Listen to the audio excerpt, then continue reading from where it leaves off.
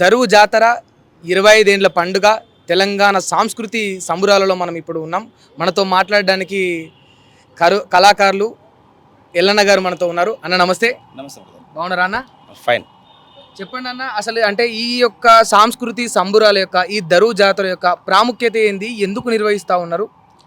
ఇది వాస్తవంగా అణగారిన వర్గాలు, ఆయా కులాలకు అనుబంధ కులాలు, వృత్తిపరమైనటువంటి కళారూపాలు ఇవన్నీ కూడా ఒక సామాజికంగా అణచివేయబడుతూ ఉన్నత వర్గాలకు ఎంటర్టైన్మెంట్ లాగా లేదా యాచక వృత్తి చేసే కళారూపాల్లాగా మిగిలిపోతున్నాయి. కాబట్టి అట్లా ఉండకూడదని చెప్పేసినటువంటి భావనతోటి మేము ఆ రోజు చదువుకునే రోజుల్లోనే చదువుకుంటున్న విద్యార్థులతోటే ఒక సాంస్కృతిక వేదికను ఏర్పాటు చేయాలని చెప్పేసి ఈ దరువు అనే సంస్థను ఏర్పాటు చేయడం జరిగింది.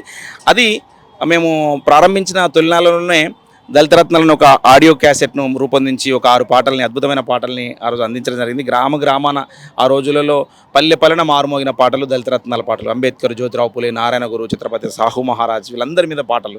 దాని తర్వాత ఈ యూనివర్సిటీకి రావడము, తర్వాత తెలంగాణ ఉద్యమం ఉవ్వెత్తున ఎగిసిపడము, మా బతుకులన్నీ కూడా తెలంగాణతో ముడిపడి ఉన్నాయి. తెలంగాణ రాష్ట్రం వస్తే తప్ప ఈ పేద వర్గాల బతుకులు మారాయని చెప్పేసి మా సంస్థను తెలంగాణ ఉద్యమానికి అంకితం చేసినట్టుగా తెలంగాణ రాష్ట్రం కోసం ఆహర్నిశలు కష్టపడి మా పుస్తకాలని పక్కన పెట్టి తెలంగాణ ఉద్యమ జెండాను భుజాన మోస్తూ రాష్ట్రం కోసం అనేకమైన పాటలు రాసుకుంటూ హాస్టల్లో ఉన్నటువంటి అనేక మంది విద్యార్థుల్ని ఇలా ఉద్యమంలోకి మమేకం చేయడానికి మా వంతు పాత్రగా ఈ విద్యార్థులు, చదువుకుంటున్న విద్యార్థులే సాంస్కృతిక బృందం, వేరే వాళ్ళు కదా. అట్లా మాతో పాటు అనేక మంది చదువుకుంటున్నటువంటి విద్యార్థులు, విద్యార్థి కవులు, విద్యార్థి కళాకారులు, అంటే ఆ దశలోనే ఒక బలమైన పునాది పడాలని చెప్పేసి అట్లా విద్యార్థి దశలో ఉన్నటువంటి వాళ్ళందరినీ కూడా ఐక్యం చేసుకుంటూ మా విద్యార్థుల్ని చైతన్యం చేసుకుంటూ ఆ రోజు మహత్తరమైనటువంటి రాజకీయ పార్టీలకు అతీతంగా ఒక ఇండిపెండెంట్ మూమెంట్ ఉండాలని చెప్పేసి తప్పించినాము. అట్లా ఉండడం వల్లనే ఇలా రాజకీయ పార్టీలు మోసం చెయ్యవు అని చెప్పేసి భావించినాం. కాబట్టి స్వతంత్రంగా విద్యార్థి ఉద్యమం ముందుకు వచ్చింది. మాకు ప్రధానంగా బాగా మేము అదృష్టవంతులం. 2 పాత్రలు పోషించే అవకాశం వచ్చింది. ఈ తెలంగాణ రాష్ట్రం రావడానికి 2 కారణాలు, 2 ప్రధాన భూమిక పోషించినటువంటి అంశాలు. ఒకటి సాంస్కృతిక రంగము, మరొకటి విద్యార్థి రంగము.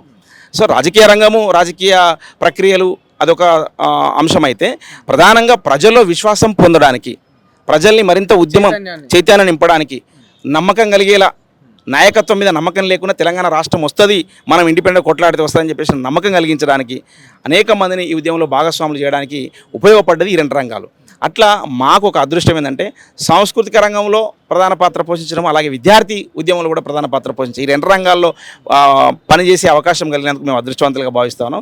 ఆ సంస్థ ఇప్పటికీ 25 సంవత్సరాలు నిండుతున్న సందర్భంగా ఇలా దరువు 25 ఏళ్ల పండుగను జరుపుకుంటాం. ఎవరికైనా కూడా అంటే తాతల నుండి తరతరాలుగా వచ్చిన పేర్లు వాళ్ళ పేర్ల ముంగట ఉంటాయి. బట్ మీకు మాత్రం దరువే మీ ఇంటి పేరు అయిపోయింది, మీ పేరు కూడా అయిపోయింది. అట్లా అంటే దరువు ఎల్లన్న అంటే కానీ గుర్తుపట్టలేని పరిస్థితులు, అంత ముద్ర మీ మీద పడిపోయింది కదా. అంటే దాన్ని ఎట్లా ఫీల్ అయిపోతారన్న మీరు?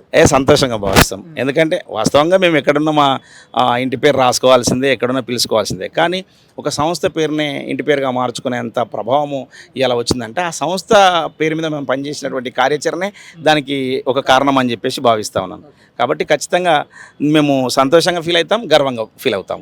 ఫైనల్ ఒక మాట చెప్పండి, అంటే నిజంగా దరువు యొక్క పాత్ర ఎట్లా ఉంటుందన్న ఈ సమాజంలో ఒక సమస్య వచ్చినప్పుడు కావచ్చు, చైతన్యాన్ని కల్పించాల్సిన అవసరం వచ్చినప్పుడు కావచ్చు? అంటే ఒకటి, మనము అనేకమైనటువంటి మూఢాచారాల్లో జీవిస్తూ ఉన్నాం. అలాగే ఈ సమాజము నిశ్చలమెట్ల వ్యవస్థలో ఒక బానిసత్వానికి అలవాటు పడ్డటువంటి పరిస్థితులు ఉన్నాయి. అలా కాకుండా మనము ఒక చైతన్యవంతమై బాబాసాహెబ్ అంబేద్కర్ అందించినటువంటి స్ఫూర్తి, ఈ సమాజంలో సమానత్వ భావన రావాలి, అట్లనే అణచివేత ఉండకూడదు. కాబట్టి ఈ అణచివేతలు, అసమానతల నడుమ నుంచి బయటపడుతూ సమాజాన్ని సమానత్వంగా చూడాలనుకుంటున్నాం. కాబట్టి ఆ ఉద్దేశంతో సాంస్కృతికంగా ఉన్నటువంటి మనమందరం కూడా ఈ సమాజాన్ని మేల్కొల్పాలి. ఇలా ఉన్నత వర్గాలలో అందరూ కూడా ఈ సమాజాన్ని చీదరించుకునే వాళ్ళేం కాదు, వాళ్ళకు కూడా సమానంగా అందరితో కలిసి సమానంగా బతకాలని ఉంటుంది. కానీ ఈ సమాజ నిచ్చెనమెట్ల వ్యవస్థలో అట్లా సమానంగా బతకాలని చూసే ఉన్నత వర్గాన్ని కూడా ఆ ఉన్నత వర్గంలో ఉంటే కొంతమంది హేళనగా చూస్తారు. ఏందిరా పలాని దళితులతో నువ్వు పోతున్నావు, పలాని గిరిజనులతో నువ్వు పోతున్నావు అని చెప్పేసి ఆ ఉన్నత వర్గాల్లోనే కొంతమంది వాళ్ళని హేళన చేసే పరిస్థితి. అంటే సమాజంలోనే వ్యవస్థీకృతమైపోయి ఉంది. కాబట్టి ఆ వ్యవస్థీకృతమైనటువంటి అంశాన్ని పారదోలడానికి సాంస్కృతిక రంగం ఒక ప్రధాన పాత్ర పోషిస్తుంది. అనేక ప్రపంచ ఉద్యమాల్లో కూడా సాంస్కృతిక రంగం పాత్రనే ప్రధాన భూమిక పోషించింది. అనేక ఉద్యమాలు సక్సెస్ అవ్వడానికి కూడా సాంస్కృతిక రంగమే ప్రధాన పాత్ర. ఇలా తెలంగాణ రాష్ట్రం రావడానికి కూడా సాంస్కృతిక రంగమే ప్రధాన పాత్ర. ఈ దరువు జాతరను అంటే గుర్తు చేసుకుంటూ మా కోసం ఒక పాట అన్న. నేను దరువుని నడిపించే దరువుని, నేను రాని సరిగమలే రాని దరువుని, నేను లేని పదనిసలే లేని దరువుని, ధరణిలోన గిరుల నడుమ బండరాల రాపిడిని, ఆకలి చేయరచిన ధ్వని కేకల పిలుపే బాని, నేను దరువుని నడిపించే దరువుని. ఇది దరువు సంస్థ పెట్టుకున్నప్పుడు రాసిన పాట. ఇది మా సంస్థకు ఒక స్వాగత గీతం లాగా, మా సంస్థ గీతం లాగా నిలబడిపోయింది. అది అనేక పాటలు రాసినాము. ఈ సంస్థలో నిజంగా చాలామంది అనేక మంది పనిచేసారు. వివిధ వృత్తుల వాళ్ళుగా ఇప్పుడు రకరకాల ఉద్యోగాలు చేస్తున్న వాళ్ళు చాలామంది ఉన్నారు. ఆయా వృత్తులు పని చేసుకుంటున్న వాళ్ళు ఉన్నారు. కానీ మా అందరికి కూడా చైతన్యం ఈ దరువు సంస్థనే, మేమందరం కూడా చైతన్యం పొందినాం అని చెప్పేసి సమాజంలో ఎవరికి వాళ్ళుగా వారి వారి పాత్రలు పోషిస్తూ ఉన్నారు.